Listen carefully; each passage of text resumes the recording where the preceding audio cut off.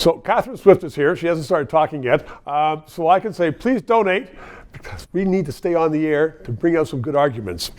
And you're the president of an association, which name I don't have, but it's on the bottom of the screen. Coalition of Concerned Manufacturers and Businesses Canada. So manufacturers and businesses.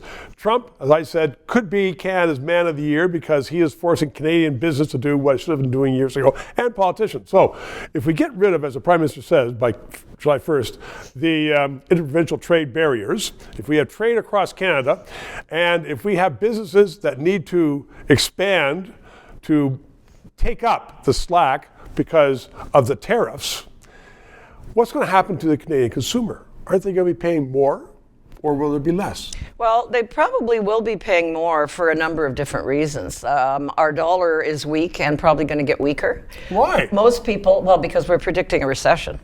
Most people are predicting a recession for this year partly because of Trump's actions. We've got problems with our debt as a country. Of course, a lot of countries have problems with their debt, but we've been already, one of the rating agencies has come out and said that we risk losing our AAA credit rating if Carney follows through with what he promised in terms of spending. Yep. So I think there's going to be a number of reasons.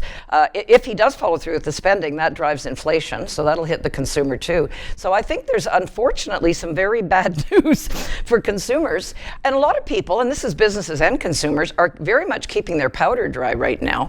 This is coming out in the housing market. It's coming out in the household goods like large purchases, fridges, and appliances, things like that, because of the uncertainty. Uncertainty just causes everybody to say, hold on, I'm not spending any money. And that can, of course, make a recession even worse.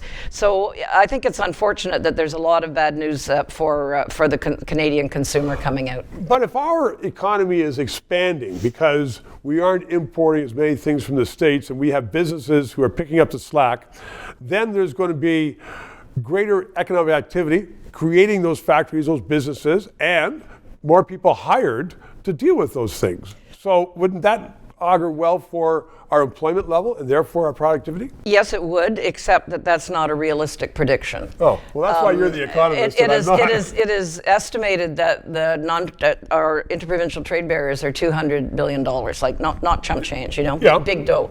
I have been in this type of work for decades, and this has been promised. This has been promised for so many years.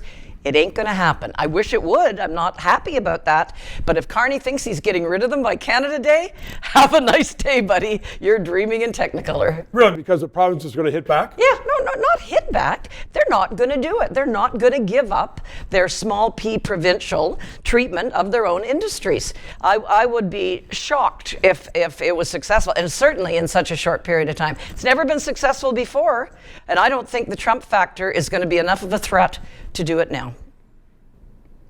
Darn. Bad future. Catherine Swift, though. More discussion later on. Thank you very much. 3 minutes. To those of you who have subscribed and donated, a heartfelt thank you. You're keeping us on the air.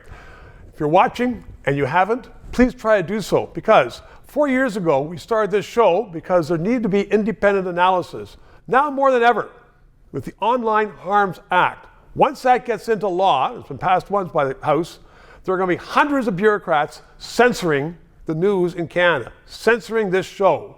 We need to keep it on the air. Thanks for your support.